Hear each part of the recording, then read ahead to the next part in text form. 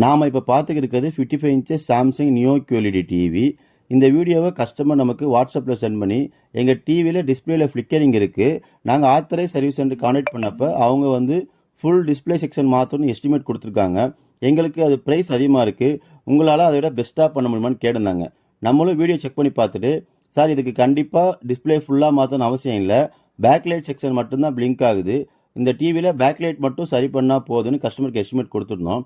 கஸ்டமரும் நம்மளோட estimation approve பண்ணதுக்கப்புறம் அவங்க வீட்டுக்கே போயிட்டு வித்தின் 4 ஹவர்ஸில் பேக்லைட் செக்ஷனை பிரித்து ஃபால்ட் அரெஸ்ட் பண்ணி கொடுத்தாச்சு. டிவி நல்லா ஒர்க் ஆகுது, எந்த ஒரு கிளாரிட்டி டிஃப்ரென்ஸுமே இல்லை.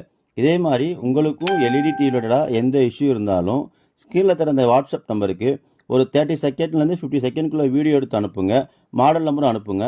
எங்களால் அதை ரிப்பேர் பண்ண முடியுமா முடியாதா, எஸ்டிமேஷன் எவ்வளோ ஆகும், சென்னைக்குள்ளே நீங்கள் இருந்தால் நாங்கள் டோர் ஸ்டெப் சர்வீஸை ப்ரொவைட் பண்ணுறோம் உங்களுக்கு.